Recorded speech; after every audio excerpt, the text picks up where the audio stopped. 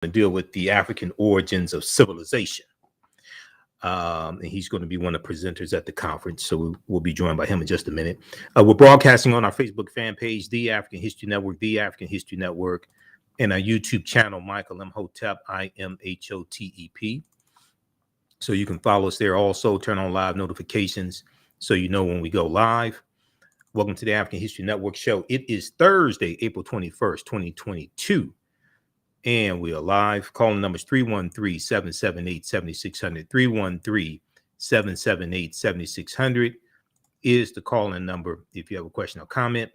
Today is also the 6th anniversary of the passing of the one and only Prince, Prince Rogers Nelson, who passed away on April 21st, 2016. And the whole world was stunned. So I did some postings on our Facebook fan page today, the African History Network, as well, commemorating the 6th anniversary of the passing of Prince.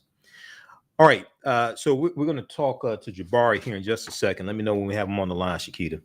And then also we're going to squeeze in this other story here that I haven't been able to really get to the past couple of days.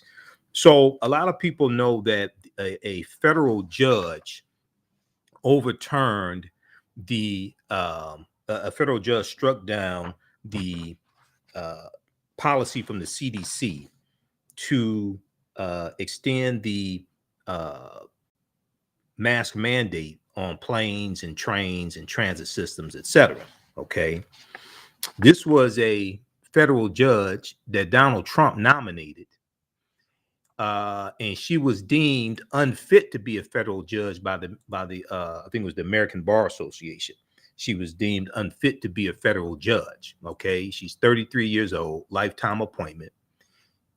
She was an associate attorney, and she had never tried a case.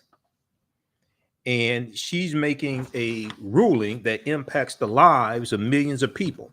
U.S. District Judge Catherine Kimball Mizell for the Middle District of Florida ruled that the travel mask mandate was, quote, was unlawful, arguing that the CDC had overstepped its legal authority by imposing the mandate in February 2021. And her ruling was ridiculous. It came out today that the Department of Justice is going to appeal. We'll talk some about this as well, okay? On the African History Network show, we focus on educating, empowering, and inspiring people of African descent throughout the diaspora and around the world, because right now it's correct your own behavior. What you do for yourself, what you do to yourself, and what you allow other people to do to you and get away with is based upon what you think about yourself. What you think about yourself is based upon what you have been taught about yourself. What you've been taught about yourself is based upon everything you've read, heard, and seen about yourself. So when you control the radius of a man or woman's thoughts, you control the circumference of his or her actions, because the mind can't do or teach what it doesn't know. We'll give you some more information about the One Africa Power and Unity Conference. We have the information up at our website, AfricanHistoryNetwork.com.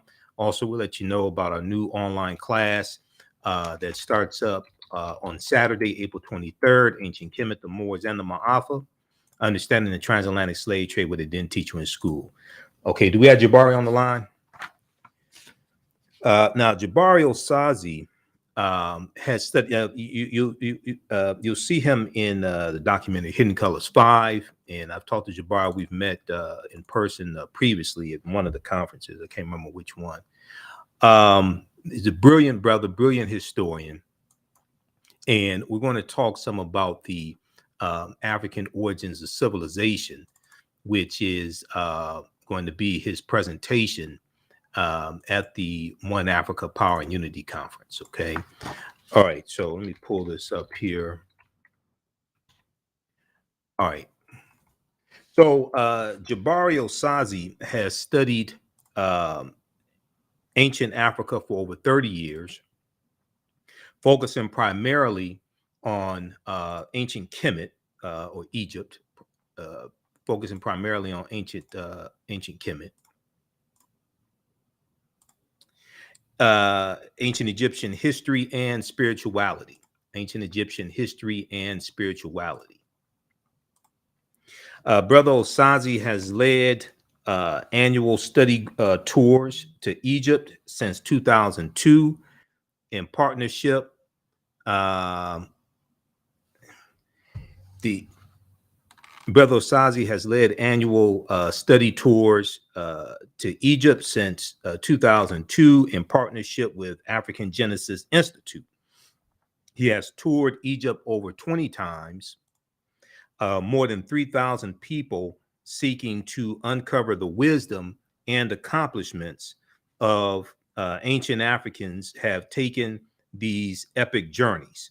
He has also led study tours to other areas in Africa, including Ethiopia and Ghana. Okay, we're going to get him on in just a few minutes. We're having a problem getting him on. I know he's traveling right now. He's on the road, so we'll get him on here in just a minute. Okay, now,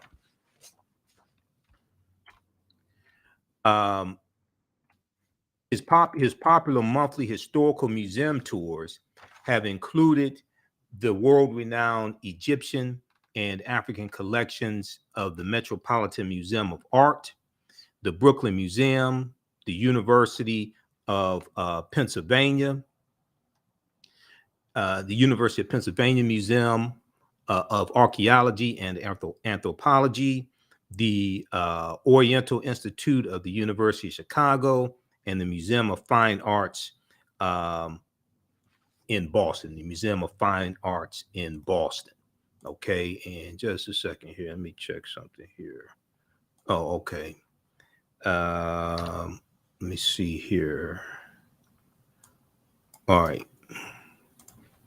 I'm about to send this to you again, Shakita. Hold on just a second. Okay, I'm about to send this to you again. All right, so the calling number is 313-778-7600 is the calling number if you have a question or comment as well during this discussion. Now, the One Africa Power and Unity Conference is taking place.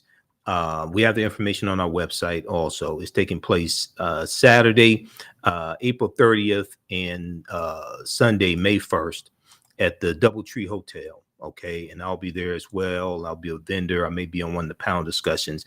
Dr. Leonard Jeffries will be there. He'll be speaking. Professor James Small, Asar Imhotep, Infudisi Jehutamas. They'll all be there. Professor Kaba Kamene is doing a presentation also. Visit our website, AfricanHistoryNetwork.com, AfricanNetwork.com. If you can't attend in person, you can, they have a ticket where you can live stream the entire conference also, okay? Now, while we wait to get Jabari on the line, today is the 6th anniversary of the death of the one and only Prince, okay? Also, today is the anniversary of the passing of Nina Simone. So I shared a post on our Facebook page, the African History Network, that I picked up from Daily Black Facts. Nina Simone passed away in 2003. Okay, 2003. The singer Nina Simone. She died peacefully at her home in France. She was 70 years old. Nina Simone passed away April 21st, 2003. And then also we know that Prince passed away in 2016, April 21st also. So I was listening to my friend Reese Colbert, who is we're co-panelists on weekly panelists on Roland Martin Unfiltered. She's on Thursdays. She actually guest hosted today because Roland's traveling. I'm on Fridays. Okay, so I'll be on tomorrow. Reese Colbert was guest hosting the TheAHNShow today, and there was an interview done with Apollonia. So many of us remember Apollonia. I had a poster of Apollonia 6 on my wall when I was a kid, and I was in middle school. I remember when Purple Rain came out in 1984. I had the Vanity 6 album also came out in 1981. I don't know where my albums are. I still have my cassette tapes. I don't know where my albums are. because I had Vanity 6, you know, I had the 1999 double LP of Prince, all that.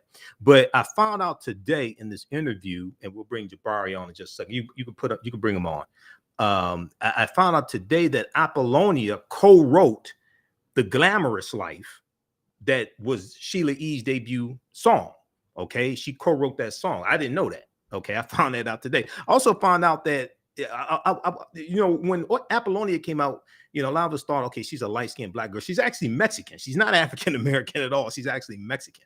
So I found this out in this interview today. But you know, we all miss Prince. He passed away April 21st, 2016. He was 57 years old. So check out our Facebook fan page, The African History Network. We have some posts there dealing with Prince. And there was one, there's a video that Sheila E. shared. I follow Sheila E.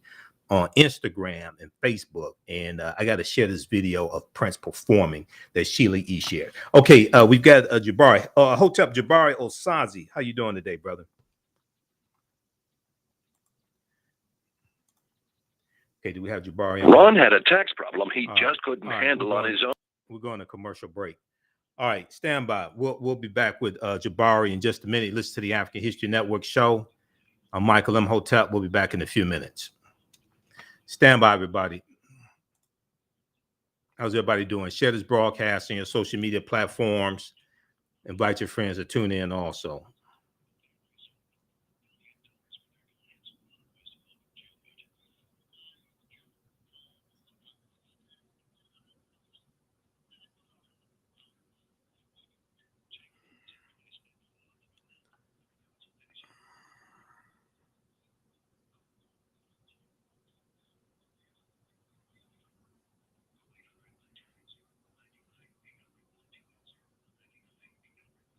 Stand by, everybody. Stand by.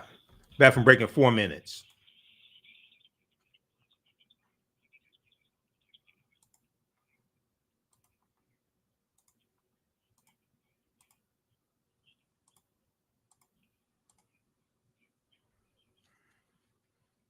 Back from break in 3 minutes.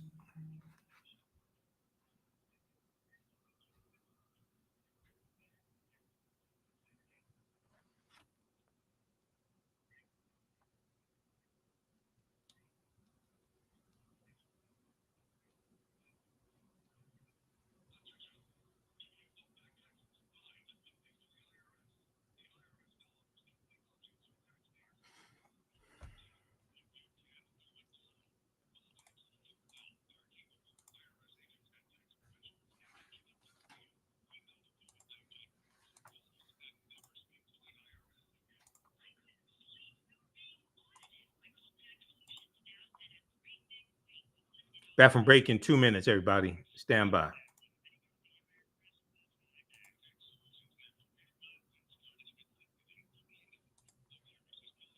All right, you can still register for the online history class I teach on Saturdays and Sundays. Ancient Kemet, the Moors, and the Ma'afa. Understanding the transatlantic slave trade, what they didn't teach you in school. And then on Sundays, I teach from the Civil War to the Civil Rights Movement and Black Power, 1865 to 1968.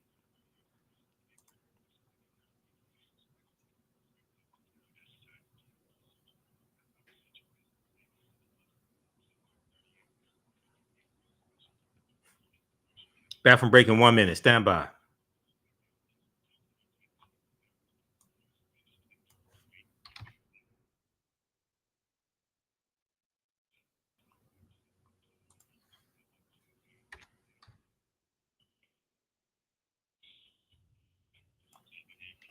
Show we deal with current events in history and politics, education, economic empowerment, entrepreneurship, relationships, love, sex, health issues, and much, much more. Unfortunately, many people confuse what racism is. Racism is a power structure. It was laws and policies that put us in this predicament. It's going to be laws and policies that take us out. So when you control the radius of a man or woman's thoughts, you can control the compass of his or her actions, because the mind can't do or teach what it doesn't know. We have it all on 910 AM Superstation. Welcome back to the African History Network show, right here on 910 AM Superstation, the Future Radio. I'm your host, Brother Michael Imhotep. It is Thursday, April 21st, 2022, and we are live. We have a new section of Ancient Kemet, the Moors, and the Ma'afa, Understanding the Transatlantic Slave Trade, what they didn't teach you in school, starting up on Saturday, April 23rd, 2022. So visit our website, AfricanHistoryNetwork.com. You can register for that 10-week online course. We deal with thousands of years of history and what leads up to the transatlantic slave trade taking place. Class is regularly $130, on sale $80.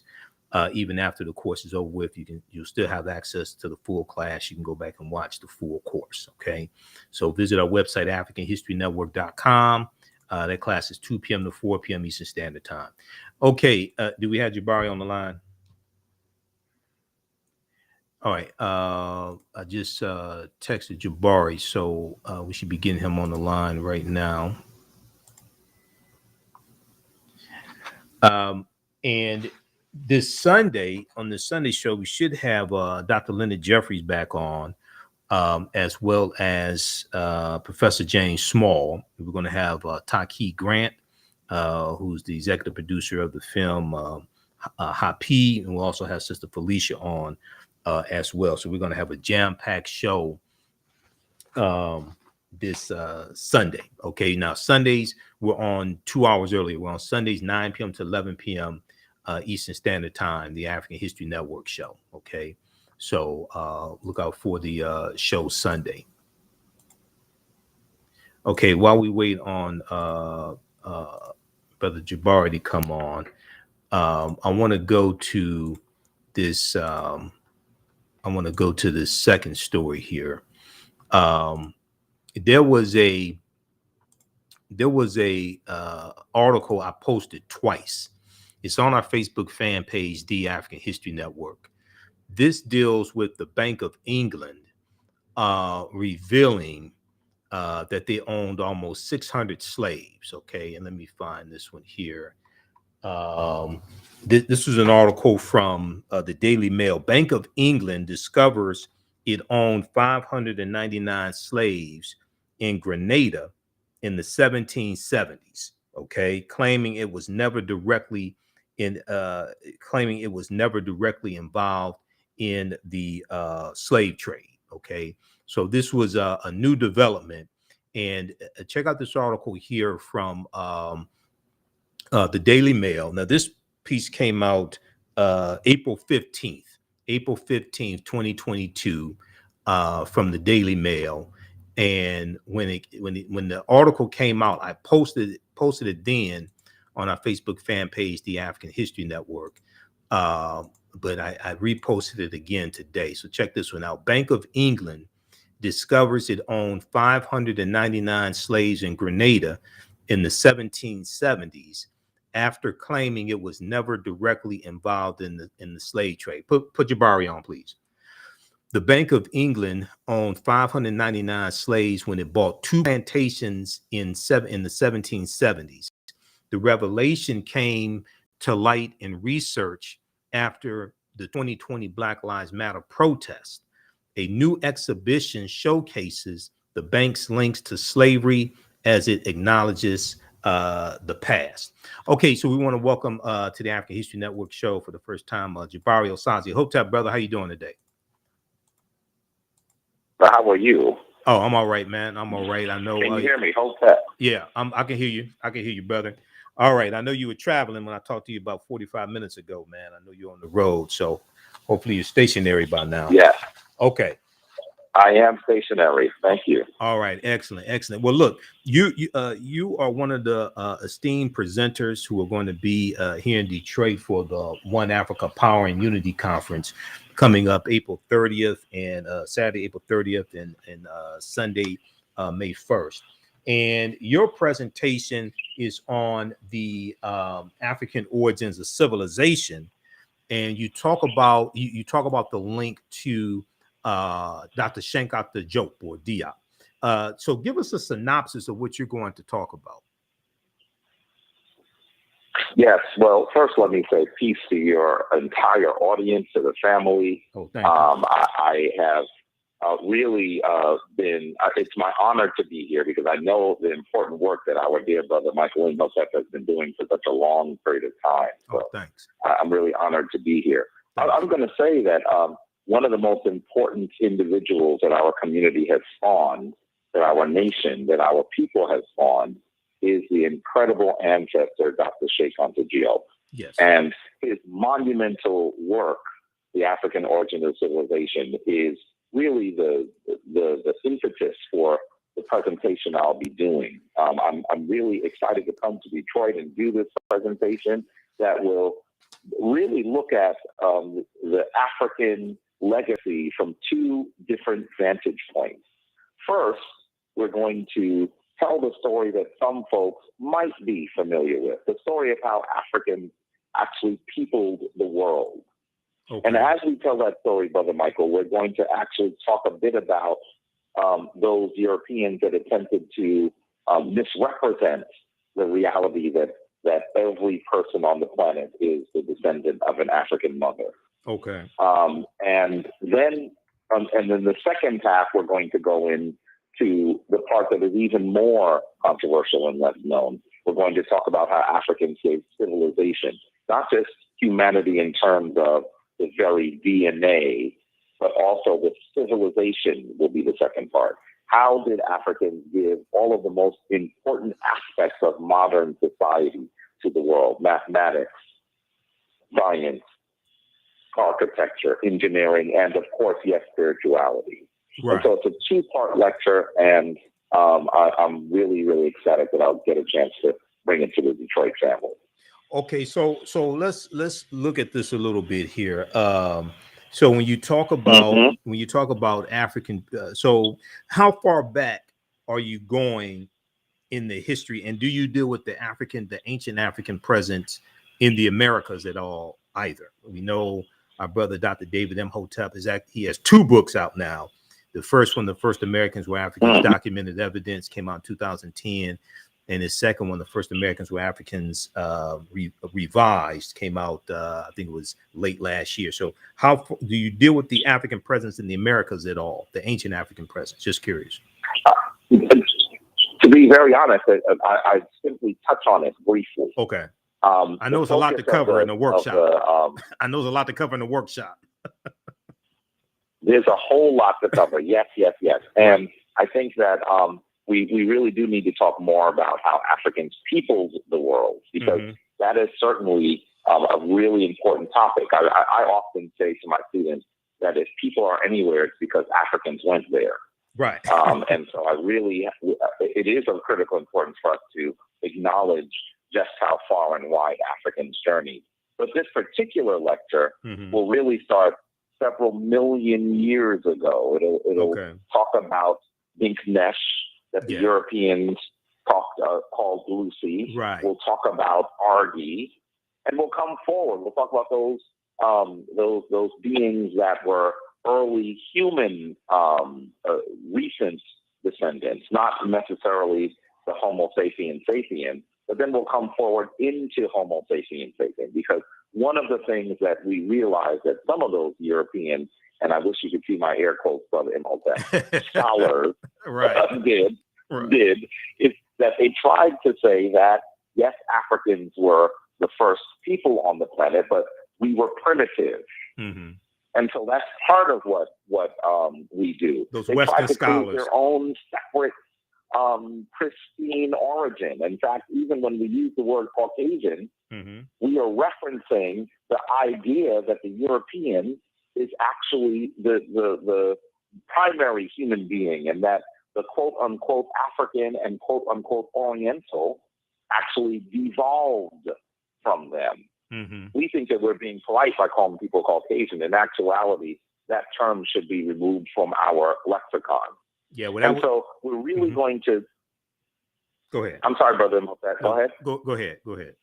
No, I think that we really need to talk about how the science was developed, how we began to understand exactly how Africans were the world's first people. And so that's part of the discussion we'll have. And we'll even touch on some of those racist European scholars who actually attempted to misrepresent the story, who attempted to try to describe Africans as primitive, as similar to the orangutan, one says. Right. And so we'll go through that before we explode into exactly how advanced ancient African civilizations actually were. Okay. All right. And that was 1779, Johann Friedrich Blumenbach, who coined the term Caucasian. That's right. Yeah, exactly. That's right. That's right. That's right. And he was one of the ones who. You know how Go ahead. Go ahead. You know how it is when you're talking with your peers, right? Right. Yeah. I can't wait to see you, brother. I've only met you once. Exactly. It's going to be a lot of fun to actually talk about some of these topics. Exactly. Well, look, we're coming up here on the break. When we come back from the break, I want you to explain the forgery called the Piltdown Man and give us some more of this information, talking about the African origins of civilization when we come back. Stand by. Okay, everybody, listen to the African History Network show right here on 910 AM Superstation Future Radio. I'm your host, Brother Michael Imhotep. We're speaking with historian and educator and Kemetic priest Jabari Osaze. We'll be back in a few minutes. Okay, stand by, everybody. Back from break in 4 minutes. Stand by.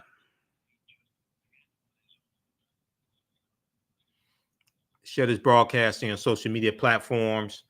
The One Africa Power and Unity Conference is taking place April 30th and May 1st, right here in Detroit.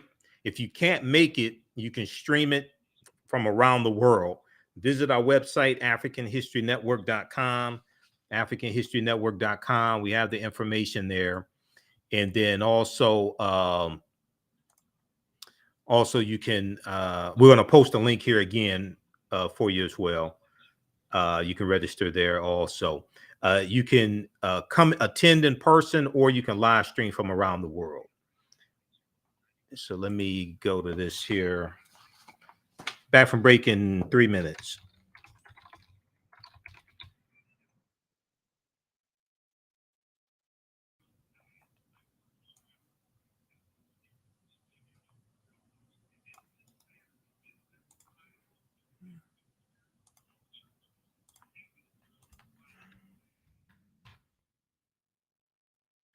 Okay, back from break in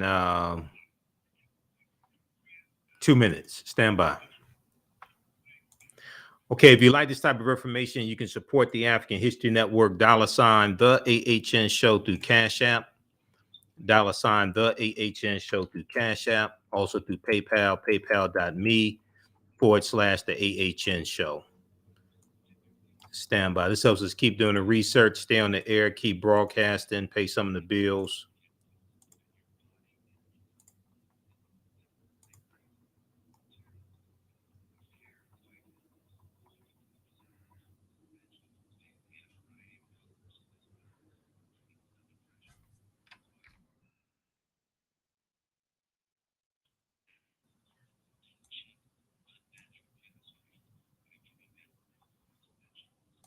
Back from break in 1 minute.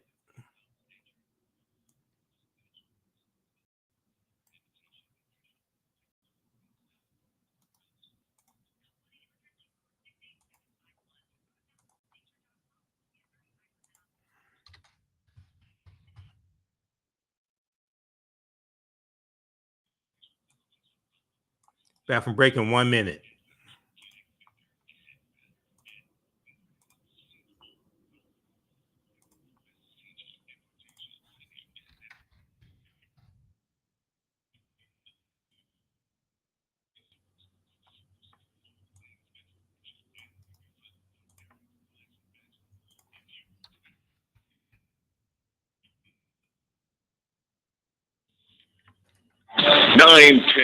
The Superstation, Detroit's only African-American talk radio. Welcome back to the African History Network show right here on 910 AM Superstation, the Future Radio. All right. You can support the African History Network, $ the AHN show through Cash App, $ the AHN show through Cash App, also through PayPal, paypal.me/the AHN show. We have the information on the homepage of our website, AfricanHistoryNetwork.com. This is our official Cash App account, $ the AHN show, SHOW. When you go to it, it says Michael, shows my picture there. These other ones here are fake African History Network Cash App accounts. And I was actually able to make contact with Cash App. They launched an investigation, I think it was 3 days ago, into these fake African History Network Cash App accounts. Okay. So I'm trying to get them shut down because they've been stealing money from us. And then also the yellow PayPal donate button. And we have information about the One Africa Power and Unity Conference, and our online course, that's 10-week online course that starts up Saturday, April 23rd, 2 p.m. to 4 p.m. Eastern Standard Time. Ancient Kemet, the Moors, and the Ma'afa, understanding the transatlantic slave trade, what they didn't teach you in school. All right, we want to welcome back to the show, Jabari Osaze. Okay, so Jabari, right before the break, you were giving us a synopsis of what you're going to talk about in your workshop at the conference. And you were talking about Dignesh, which means you are amazing. Yeah. And it was Dr. Yosef Ben Yakinen that named her Dignesh. We know the Europeans called her Lucy. The archaeological team was listening to the song Lucy in the Sky with Diamonds by the Beatles. They called her Lucy. Dr. Ben said, Dr. Yosef Ben Yakinen said that she's an African woman. She must have an African name. So he named her Dignesh. So talk about Piltdown Man, which was a forgery, an archaeological forgery. Talk about that for a minute, please. Brother Michael, I'm going to tell you that this case is quite fascinating. And in many ways, it actually demonstrates how far individuals will go to misrepresent the history of the world and the role that Africans played in it. It is absolutely fascinating. Well, just understand that we're talking about the early 1900s. This is when this occurred. This is before DNA has come into its own as a scientific a tool to be used to tell the story of humanity. And so we should know that in 1912, two scholars, air quotes again, Charles Dawson and Arthur Smith Woodward, actually came forward to report that they had found the quote-unquote missing link. They had found an early ancestor to Homo sapiens sapiens, the modern human being, in the area of Piltdown around England. And the argument they were making was that this fossil proved that in Europe, modern humans actually developed. That this fossil showed that this being had a large cranial capacity. So this was a thinking being, but existed before Homo sapiens sapiens. They were trying to argue that Europeans had, in many ways, a separate origin. That yes, primitive humans might have come from Africa, but that in actuality, modern humans were actually Europeans. And the thing that I think is so interesting is that for literally 40 years, it seems that it was it really was the standard that everyone actually responded to. It was in medical textbooks, geology textbooks. We should know that both of these men were represented very, very heavily at the British Museum, at the British Royal College of Surgeons. These were folks that had credentials that could not be matched. Right. But we know now that they were lying, that they had created a forgery so that they could pretend that Europeans were something different, something more advanced than their African ancestors. Okay. All right. Excellent. Now, in your presentation, in your intro on today's show, you talked about ancient Africans who gave humanity the most important aspects of modern society: science, literature, mathematics, architecture, and spirituality. If we look, for instance, at spirituality, because this is an interesting time of the year, we just had Easter, right? Easter, Ostara. We just had that. And then every year, around Easter, they show the 10 Commandments movie, okay, with Charlton Heston and Yul Brynner. And you got these Europeans taking the identities of African people. They have Yul Brynner as Ramesses, and they have I forgot the white woman that played Nefertari, okay, in ancient Egypt. But talk about what Africa gave to the world when it comes to spirituality, because so many of us have been taught to hate Africa.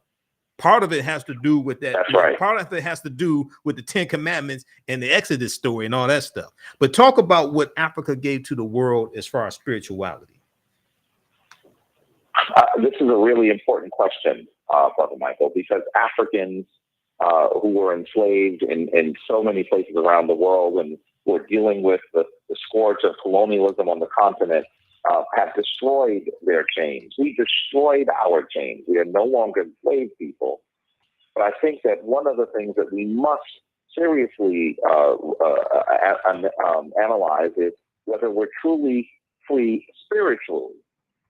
This is a controversial topic, Brother Michael. The reality is that for many of us, our understanding of how spirituality came into existence, our understanding of the critical narrative that puts forward Judaism, Christianity, and Islam is one that is not supported by archaeology, not supported by textual review.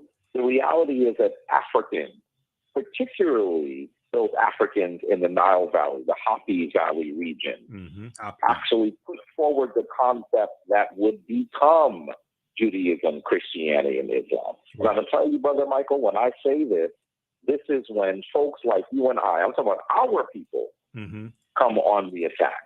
Yes. And that's the part that is absolutely surprising and amazing. I'm no longer surprised, but I certainly was at one point that I thought that what we were doing is we were trying to explain our place in the creation of modern spiritual institutions. But in many instances, we are completely comfortable at taking a back seat to understanding how spirituality is given to the world. It's so interesting that you mentioned Easter and the 10 Commandments. The 10 Commandments is one of the most watched television programs in the world every year. Yep. And all it does is misrepresent who the Kemetic people were and what their role was. And the thing that is also controversial, Brother Michael, is that the Exodus story is a mythological story. We know now, and this is biblical scholars that have come to this conclusion, Brother exactly. Michael. The Exodus, the sojourn in Kemet, the wilderness wanderings, those things are literary devices. They did not occur.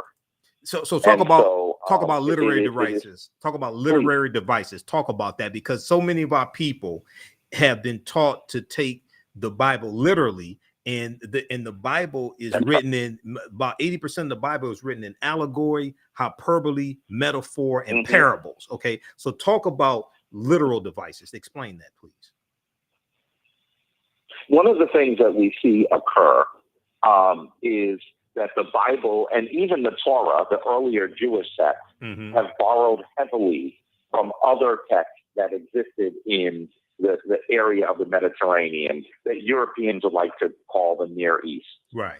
Of course, I don't call it the Near East or the Middle East, because I don't think that I should carve up the world based on where Europeans live. Right. And that's one of the reasons why those terms exist. But understand that as we look at the story of the Exodus, we recognize that there are numerous anachronisms, things that could not have occurred at the time period that we've been given. I mean, one of the simplest things that I say to people, Brother Michael, is, you know, every king, virtually every king in ancient Kemetic history had at least 5 names, but the biblical narrative doesn't give us one. Exactly. Right off the bat, that should be a red flag. Pharaoh is not a name; that's a title. Okay, let me just do my disclaimer right quick, Jabari. And we're coming up on the break in 3 minutes. What we may say may go outside the circumference of some people's awareness. Just because you disagree with it or don't like it does not mean it's not true. It just means you have to do some research to understand what we're talking about. Pharaoh is a title. Right. That's not a name. Okay, I know you got a comedian named Jay Pharaoh, but back at this time this was supposed to happen, Pharaoh was a title. Okay. Okay, so when you read about Pharaoh, It's like, which Pharaoh? And then also we recognize that the biblical narrative says that 600,000, approximately 600,000 men left. 600,000. That doesn't include, it doesn't number their wives or their children. Right. Most scholars say that there would have to have been approximately 2 million. Exactly. That's what I've been talking about the past few days. At that time, Go ahead. Yeah, Go ahead. And Brother Michael, that might have been about 25% of the population in Kemet. Can you imagine if 25% of the people of the United States just up and left at one time, what would occur? Okay. So there would be no way to not have this story, this historical story recorded. Exactly. So there are lots of problems with the narrative. Okay, so let's do this very quickly. We're coming up on the break. So I've been talking. Sunday, I did a 2-hour presentation dealing with the Easter origins, pagan traditions, all this stuff. And one of the pieces of evidence I cited was this article here from history.com. History.com's official website of the History Channel. It's called Passover. They go through and they talk about what the Bible says about Passover, all that stuff, and the killing of the firstborn African child, all that stuff, talking about murdering African children. But then they have a section called Questions of Historical Accuracy.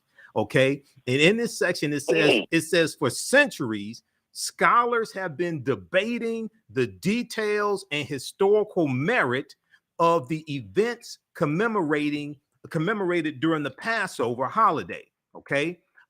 It says, let's see right here. Okay. It says, despite numerous attempts, historians and archaeologists have failed to corroborate the tale of the Jews' enslavement in and mass exodus from Egypt. We're coming up on the break, Jabari. We're going to continue this on the other side of the break and get deeper into this. But wait, there's more. We'll talk about this on the other side of the break. You listen to the African History Network show. I'm Michael Imhotep. We'll be back in a few minutes. Stand by, everybody. This is what I've been saying. There would have been about 2 million people exiting out of Egypt, out of Kemet.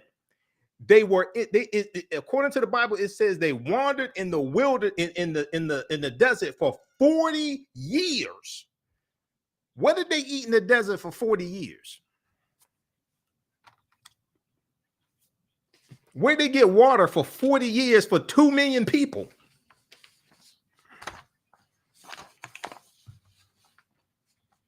Stand by, back from break in 4 minutes.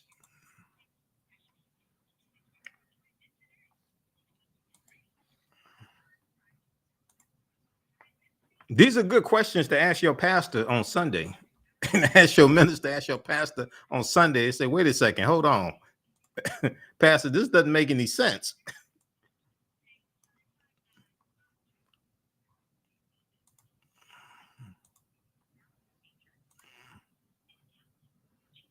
I'm not trying to start a fight, but I'm just saying, it's like, wait a second, okay. If it's mythology, say it's mythology, but don't pass off mythology as literal history. Then you run into a huge problem. Stand by, back from break in 3 minutes.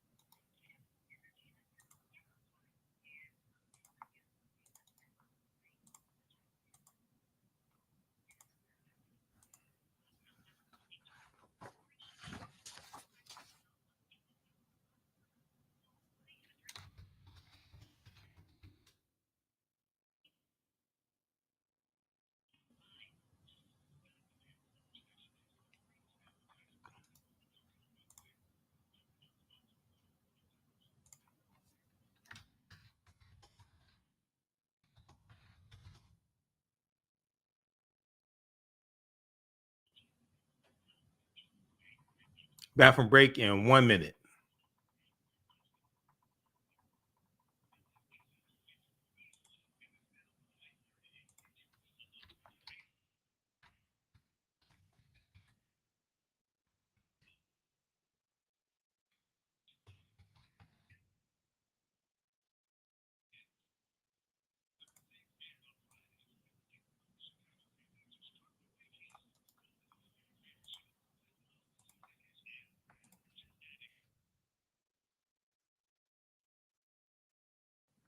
Welcome back to the African History Network show. All right.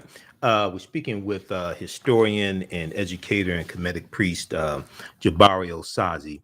And right before the break, I was talking about an article that I cited in my presentation that I did on Sunday, April 17th, Easter Sunday.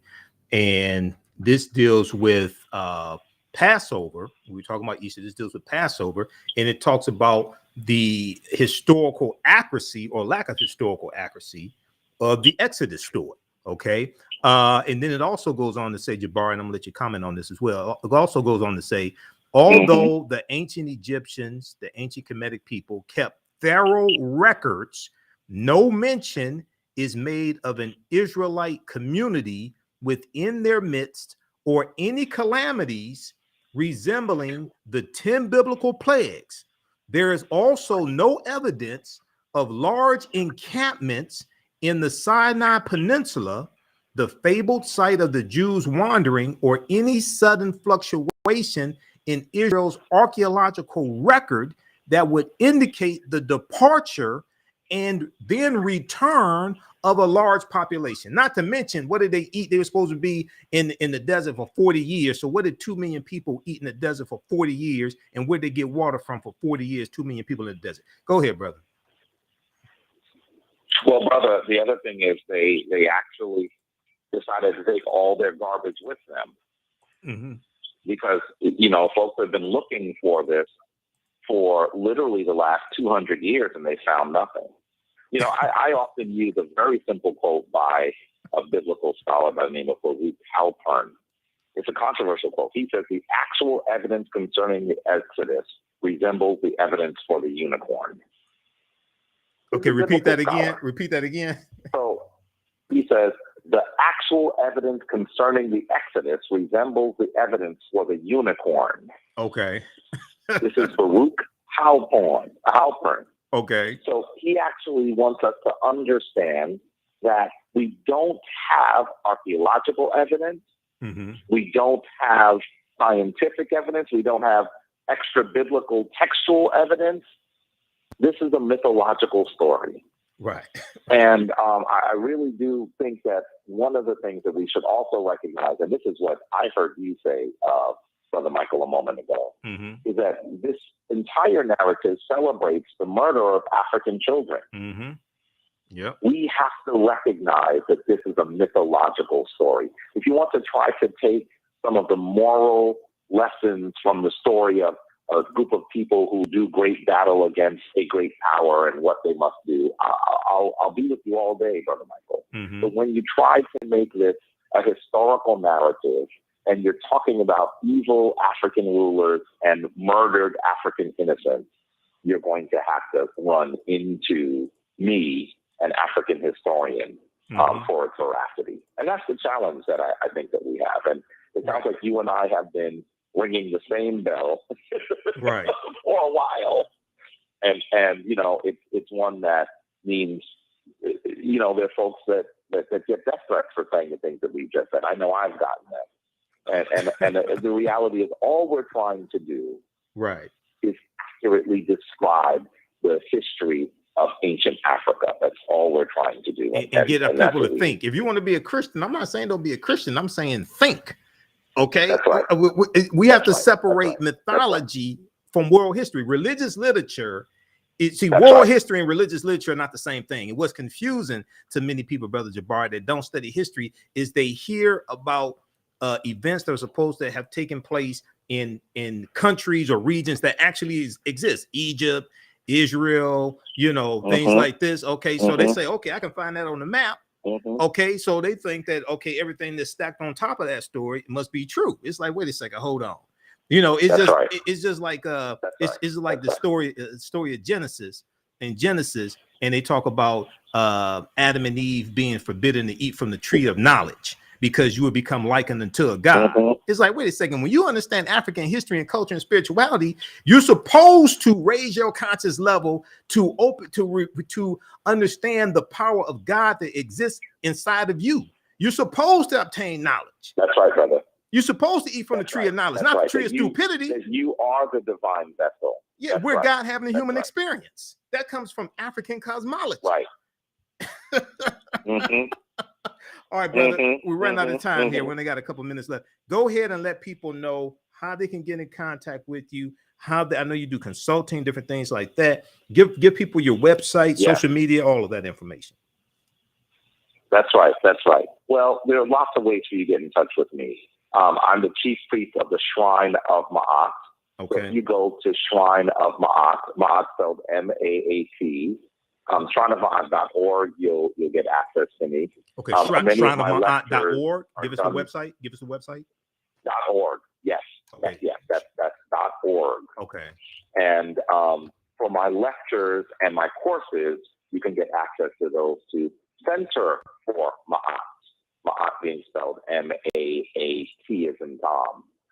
And so when you go to those places, you'll get access to me. But I'm going to say to you, I am honored to speak to a powerful brother out of Motor City. Yeah. I'm coming to Motor City April 30th and May 1st for the One Africa Conference. So if you really want to connect, that's one of the best ways to do so. Come to the conference. If you can't be there, make sure that you are watching the stream. Exactly. Go to hapifilm.com and you're going to get access. Well, we have it at AfricanHistoryNetwork.com. We have it at AfricanHistoryNetwork.com. It's on our website with the link. We posted the link here also. You can go to hapifilm.com, but go to AfricanHistoryNetwork.com. We have the information right on the homepage. All right, brother. I'll see you here in Detroit. I'll be there. I'll have a vendor booth. I think I may be on one of the panels also, but I'll see you. We're gonna have a good time, man. We can talk there and do a couple of interviews too. Brother, I can't wait to see you, brother. All right. We'll talk soon. All right, brother. Hotep. Peace. All Thanks right for coming on tonight. Peace. All right. Peace. Okay, everybody. That is Brother Jabari Osaze. Powerful brother. Brilliant. Brilliant historian. Okay, those watching on Facebook and YouTube, keep watching. Follow us on our fan page, The African History Network, our YouTube channel, Michael Imhotep, IMHOTEP. Turn on live notifications so you know when we go live. Give us a thumbs up, give us a heart, give us a like. We're going to keep broadcasting for a few more minutes. We're out of time here on 9:10 a.m. Superstation WFDF, but that don't stop the show. We're going to keep going because I have another topic that I want to deal with. This federal judge dealing with the ending the mask mandate from the CDC. This is a federal judge who was an associate attorney who has never tried a case. This was a judge nominated by Donald Trump, 33 years old woman, 33-year-old white woman, a lifetime appointment, and she's making the decision that impacts millions of people. Right now, it's correct. Wrong behavior is not over till we win Wakanda forever. We'll talk to you tomorrow. I'll be on Roland Martin Unfiltered on Friday. We'll have the information on our website about that. And then our Sunday show, 9 p.m. to 11 p.m. Eastern Standard Time. We should have Dr. Leonard Jeffries, Professor James Small, and some other stuff going on. We'll talk to you next time. Peace. All right. Stand by, everybody. Stand by. Okay. If you like this type of information, everybody, you can support the African History Network. This supports the research, supports what we do. Even though I'm on 9:10 a.m. Superstation WFDF, I don't get paid. They don't pay me to do radio. Okay. They just don't charge me airtime, but I don't get paid. So I have to finance all this stuff. Okay. So we're celebrating our 12th year anniversary of me broadcasting the African History Network show. This is one of the reasons why I had to figure out a way to contact Cash App, because I've been dealing with these fake African History Network Cash App accounts for about 6 months now. Okay. And I've finally been able to really make contact with somebody at Cash App, and we've been corresponding through email, and they've launched an investigation. They finally understood what I've been saying. Okay. And then also you can register for our 10-week online course that we have. We have a new section of it starting up on Saturday, April 23rd, Ancient Kemet, the Moors, and the Ma'afa, Understanding the Transatlantic Slave Trade, what they didn't teach you in school. So we deal with thousands of years of history and what leads up to the transatlantic slave trade taking place. This class is on sale, $80, regularly $130. I do a PowerPoint presentation. We have book references, articles, video clips. It's very visual. You're going to learn a ton of information. It's over 50 articles that I have in the class. This is a big binder that I use for the class. And there's book references, all this stuff. You don't have to buy any of the books. to follow along in class, but we have a ton of information to share with you. Okay, I'm gonna post the link again here. You can use this information with your children as well. And then we also have a bundle pack where you get 3 of my online courses for $120. That's a $260 value. You get Ancient Kemet, the Moors, and the Ma'afa, Understanding the Transatlantic Slave Trade. You'll get from the Civil War to the Civil Rights Movement and Black Power, 1865 to 1968. That class, we deal with history from 1803 through 1968. We start with the Louisiana Purchase of 1803, and we talk some about the Haitian Revolution, and we deal with history chronologically through to see what leads to the war, to the Civil War taking place. We deal with Reconstruction, 1865, 1877, Jim Crow era, World War I, World War II, Great Migration, 1915, 1970, Civil Rights Movement, Black Power Movement. Okay, that's going to start up Sunday, May 8th. And as soon as you register for that, there's bonus content you can start watching. And then that one will be 2 p.m. to 4 p.m. Eastern Standard Time.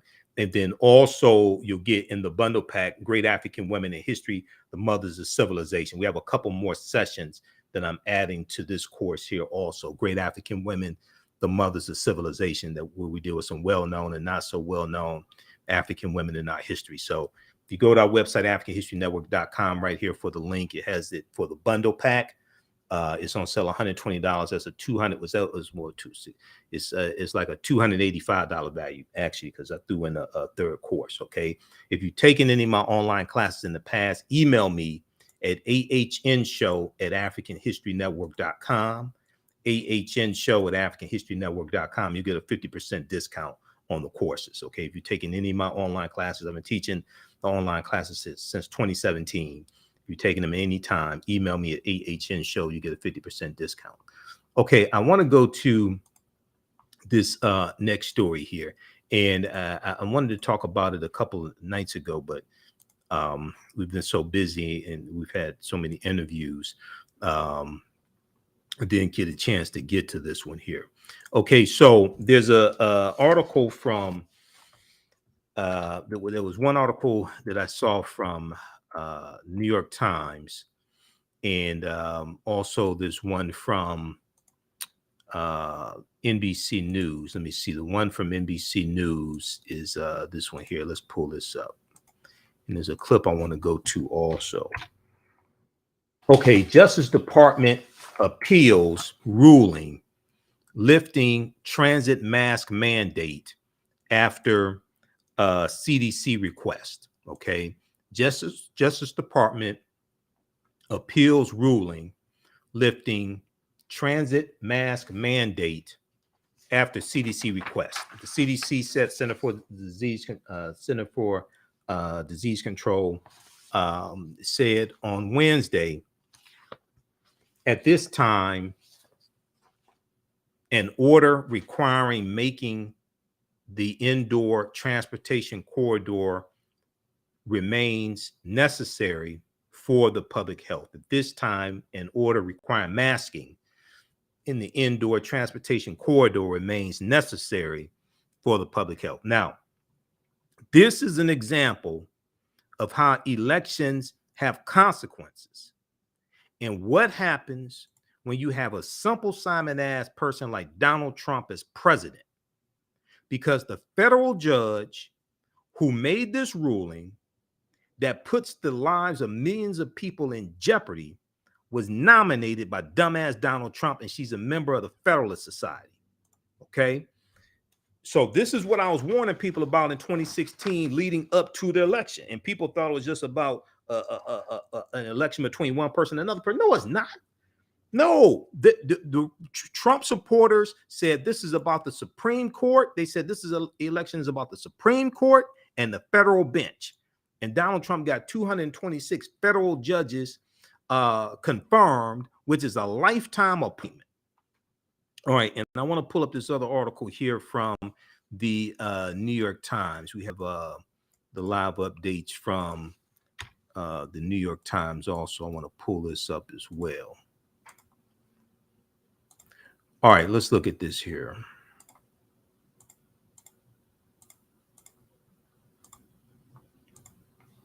So the Department of Justice has moved to appeal a ruling that struck down the federal mask mandate on planes, trains, and transit systems after a request by the Center for Disease Control and Prevention, the CDC.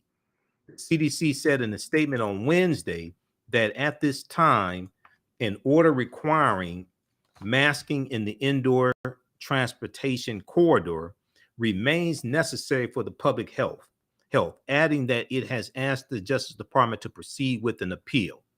Now, because of that ruling, then Uber and Lyft put out a memo saying that it's up to the passenger and the driver whether they wear masks or not. And you're in an enclosed environment. The Justice Department said that at the same time, the BA2 variant of the coronavirus is spreading, and it's about 25 to 30% more transmissible. Now, it's not, it appears that it's not deadlier than an Omicron virus, but it transmits about 25% to 30% easier. And now we're seeing nationwide, we're seeing coronavirus cases tick up. We're seeing coronavirus cases increase before this idiot made this ruling. The Justice Department said it has filed a notice of appeal in light of today's assessment by the CDC in a statement late Wednesday afternoon, April 20th. Okay.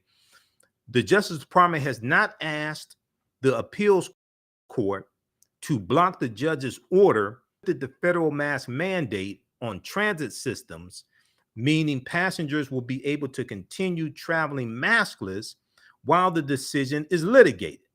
On Monday, U.S. District Judge Catherine Kimball Mizell for the Middle District of Florida, there's a whole lot of crazy things going on in Florida. Governor Ron DeSantis needs to be voted out of office.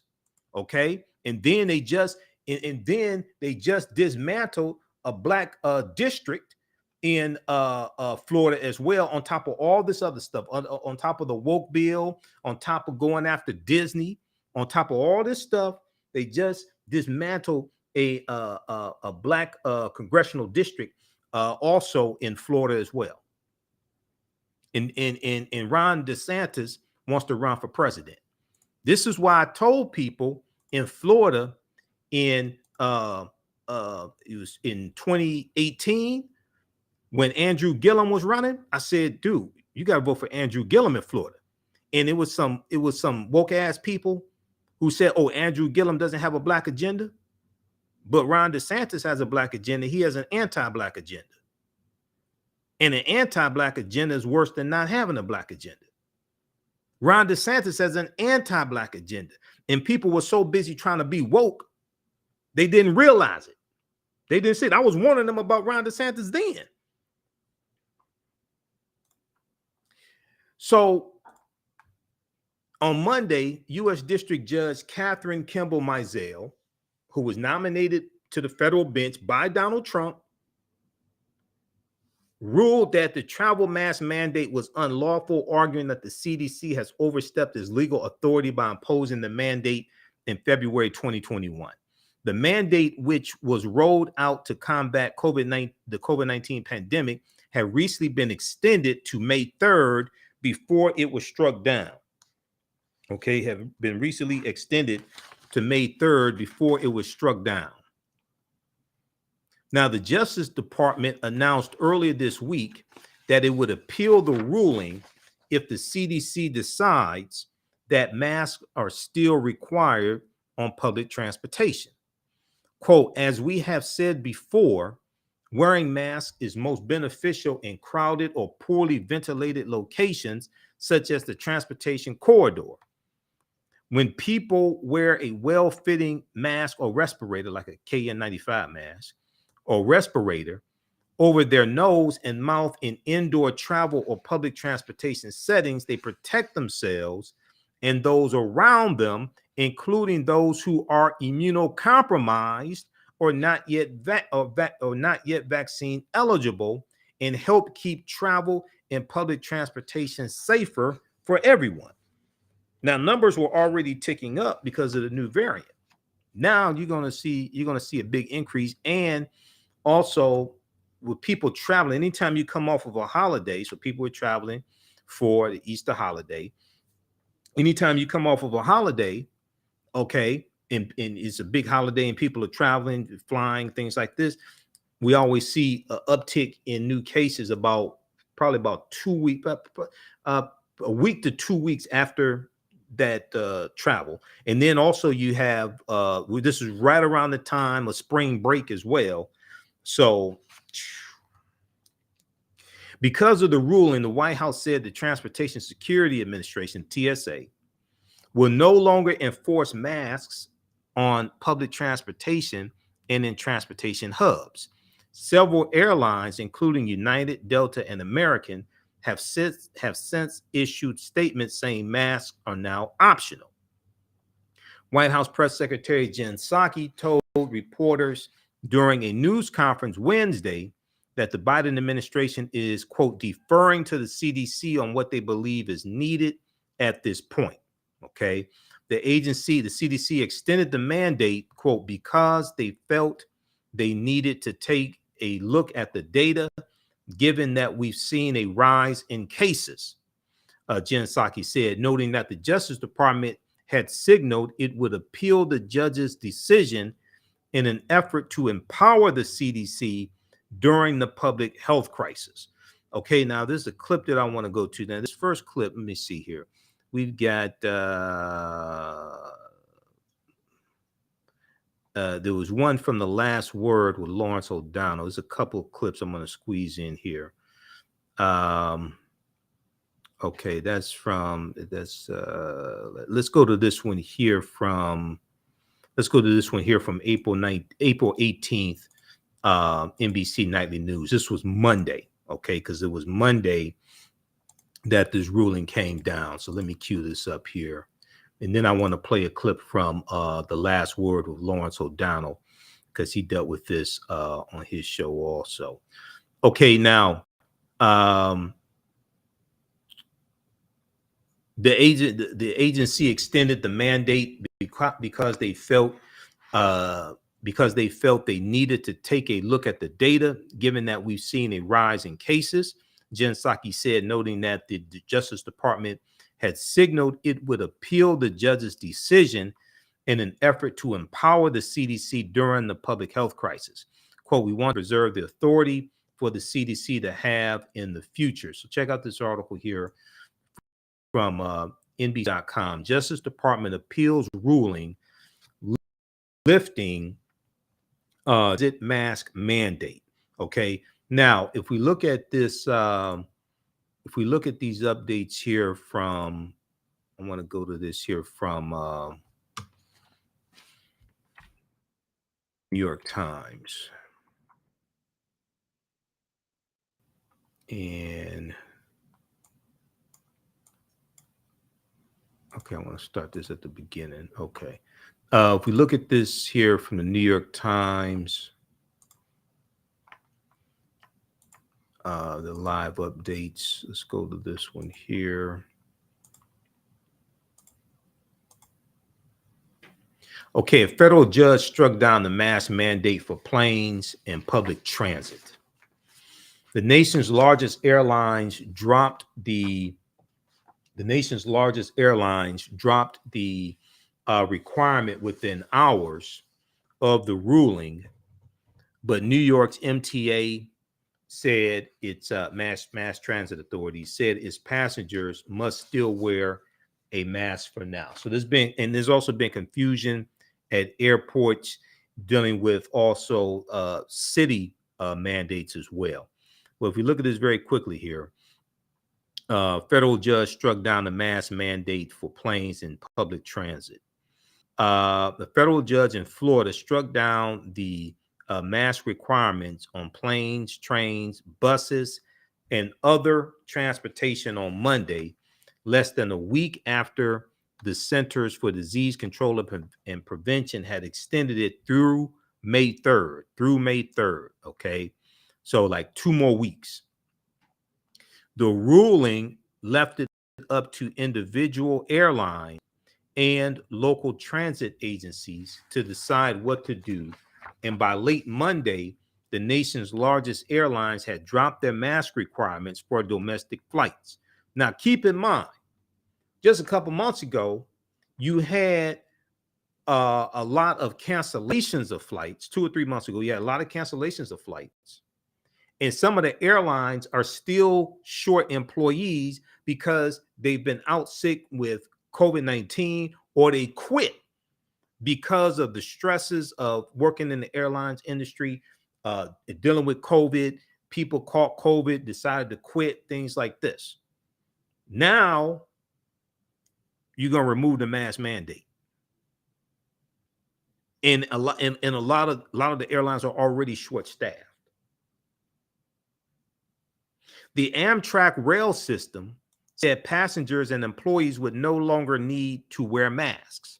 In a 59-page decision, U.S. Federal Judge Catherine Kimball Mizell, U.S. District Judge Catherine Kimball Mizell, who was appointed by Benedict Donald, the traitor-in-chief, dumbass Donald Trump, avoided the mandate, which also applies to airports, train stations, and other transportation hubs nationwide on several grounds, including the agency exceeded its legal authority under the Public Health Services Act of 1944.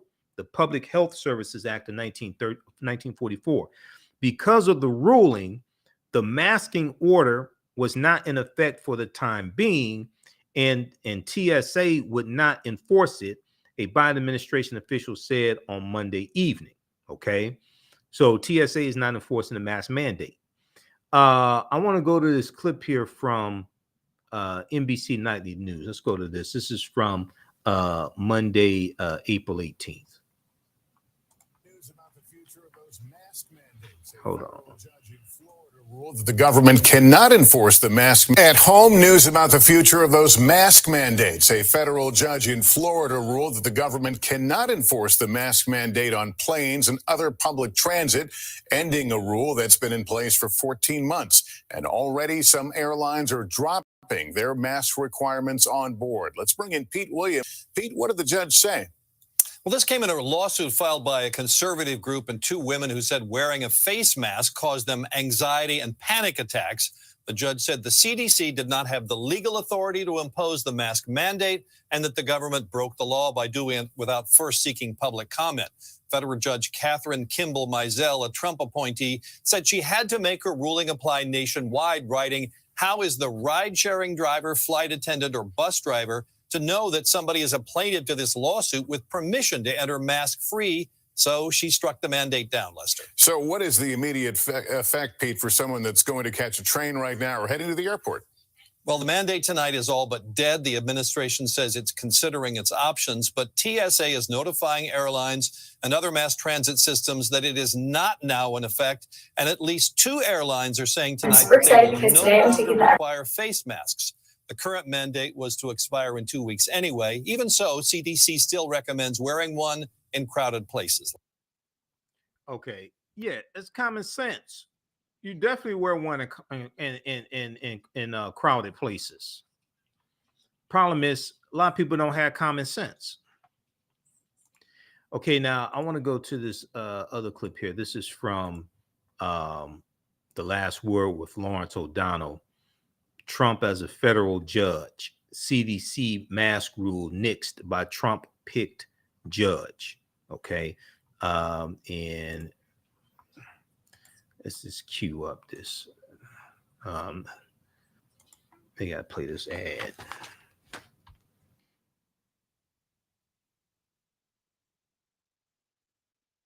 All right, stand by. Let me cue this ad, but.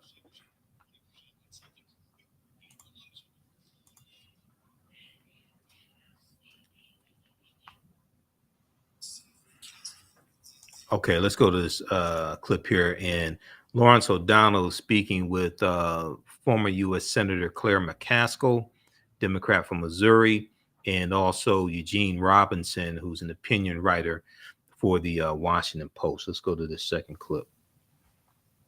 Senator McCaskill, a 33-year-old nominee to the federal bench who'd never set foot in a courtroom as a lawyer, suddenly becomes a public health expert today, and no more masks required on most airlines.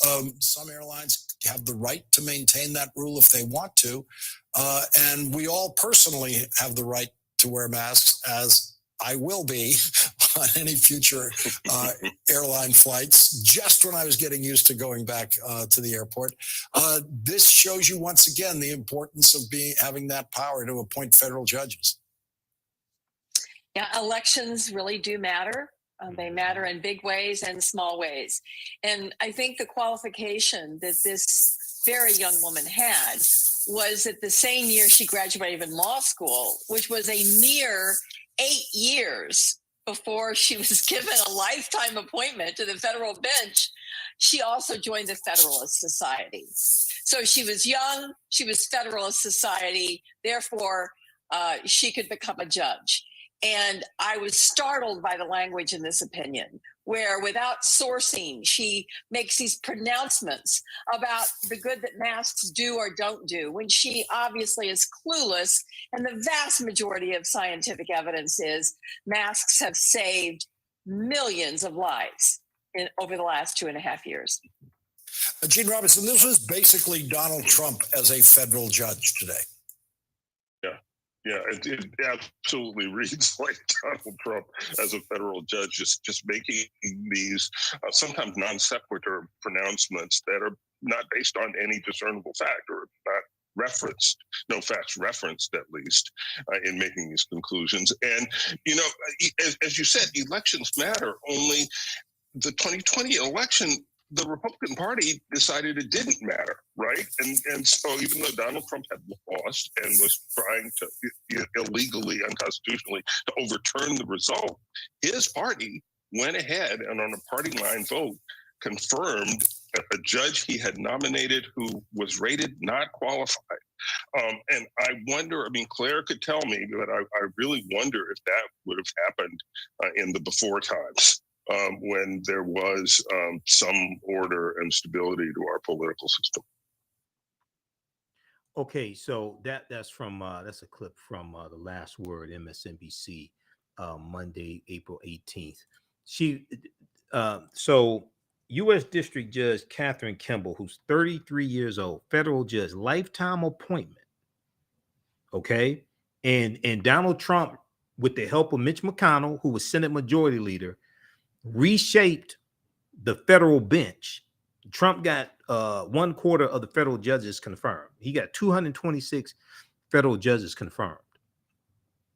So she was deemed unfit to be a federal judge by the American Bar Association, and McConnell and the Republicans in the Senate confirmed her anyway. And the Heritage Foundation and the Federalist Society were given Trump lists of ultra-conservative, young, largely white male judges to choose from to nominate for the federal bench and also for the Supreme Court. And people thought the 2016 election was about one person versus another person. Do you realize that? Okay, so Clarence Thomas is still on the Supreme Court. Federal judges and Supreme Court judges outlive, or their tenure goes far beyond the president that nominated them. It was George H.W. Bush, the father, who nominated Clarence Thomas in 1992. Clarence Thomas was nominated in 1992 by George H.W. Bush. George H.W. Bush is dead. Clarence Thomas is still on the bench, like 30 years later. So many of our people don't understand the importance of federal judges in the U.S. Supreme Court, because the judicial branch of the federal government interprets law from the legislative branch of the federal government, and interprets law and interprets executive orders from the executive branch of the federal government. The judicial branch of the federal government can strike down laws or uphold laws based upon the fact of whether it is constitutional or unconstitutional. So many of us don't understand the importance of the judicial branch of the federal government, especially the federal judges, federal courts, Federal Court of Appeals, and U.S. Supreme Court. Okay, now this next clip here, this is from Tuesday, April 20th. This one is Justice Department to appeal after travel mask mandate overturned. This is from NBC Nightly News. Okay, let's go to this one here. Okay, we got to get past this ad. Okay, stand by. And then, okay, I want to go back to this article here from the New York Times. Name of this article from the New York Times is a federal judge struck down the mask mandate for planes and public transit. All right, now it is, let me see here if there's something I want to go to. Okay, so still governments and businesses across the nation have largely loosened precautions, and now new known coronavirus cases are sharply rising again. When the CDC extended its mask rule last week, it cited a desire to assess the potential severity of the Omicron subvariant known as BA2, which recently became the dominant version among new U.S. cases. On Monday, April 18th, 2022, the city of Philadelphia reinstated a mask mandate in response, becoming the first major city to do so. President Joe Biden had called on the CDC to impose a mask mandate for travelers shortly after his inauguration, and the agency did so starting on February 2nd, 2021. It extended that mandate several times.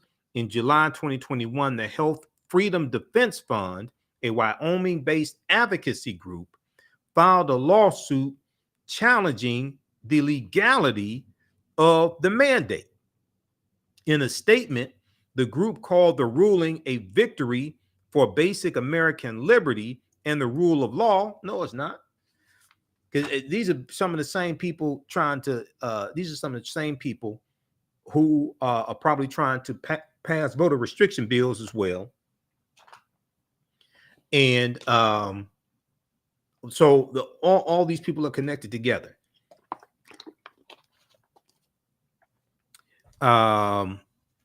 Okay, more nonsense. In her ruling, Judge Mizell adopted a narrow interpretation of the authority Congress granted to the CDC to issue rules aimed at preventing the interstate spread of communicable diseases.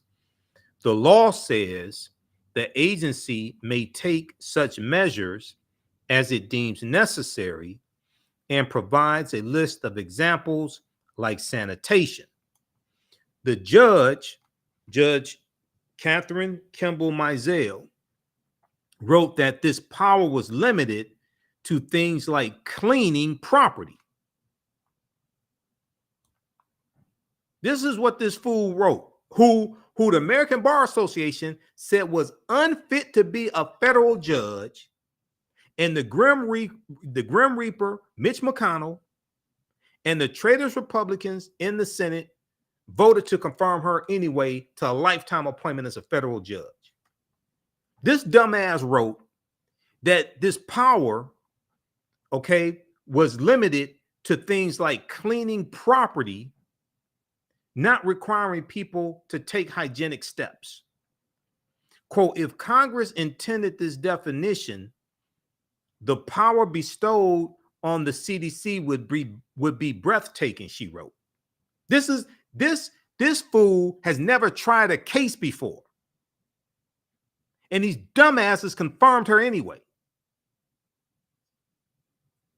but then gave Ketanji Brown Jackson hell, who's more qualified than anybody on the federal bench and any of these goddamn Republicans in the Senate who are attorneys, like punk ass Ted Cruz, who went to Harvard with Ketanji Brown Jackson. She's more qualified than any of them. And this is who Republicans put on the federal bench. This chick who's never tried a case as an attorney before, she's a federal judge with a lifetime appointment. And it certainly would not be limited to modest measures of sanitation like masks, end quote. All right, read the rest of this. Okay. This is what I was warning people about in 2016. Why you have to read the U.S. Constitution and understand the three branches of the federal government and the power of the judicial branch. People focus on the president. Clarence Thomas was nominated in 1992. George H.W. Bush is dead. Clarence Thomas is still ruling on cases. That's a lifetime appointment. All right. I'll be on Roland Martin Unfiltered on Friday, 6 p.m. to 8 p.m. Eastern Standard Time.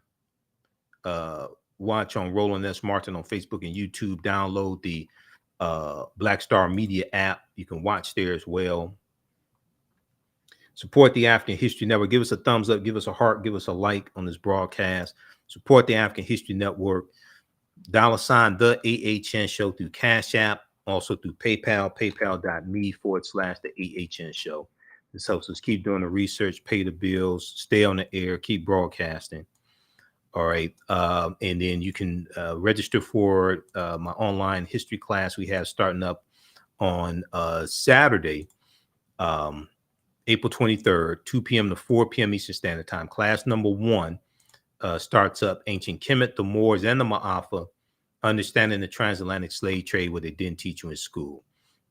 So we deal with thousands of years of history. I do a PowerPoint presentation. We have book references, articles, video clips. So over 50 video clips. It's over 50 articles we reference in the class. You don't have to buy any of the books, anything like that. They're excerpts I'll show you from the books. The class is on sale $80, regularly $130. Okay. We have bonus content that you can start watching as soon as you register. You can watch from around the world. There's bonus content you can start watching. You don't have to worry about being in class live. Okay. We do the sessions live, but we archive all of them. So we record all the live sessions, they're archived. You can go back and watch them anytime. You still have access to the full class even after the course is over with. So a year from now, 2 years from now, if you want to go back and watch the entire 10 weeks, you can do that. Okay. It's not a problem at all. All right, Ancient Kemet, the Moors, and the Ma'afa, Understanding the Transatlantic Slave Trade, what they didn't teach you in school. We also deal with the African presence in the Americas going back tens of thousands of years as well. All right, look, we have to get out of here. Remember, at the African History Network, we focus on educating, empowering, and inspiring people of African descent throughout the diaspora and around the world, because right now it's corrects wrong behavior. It's not over till we win. Wakanda forever. And we'll talk to you next time.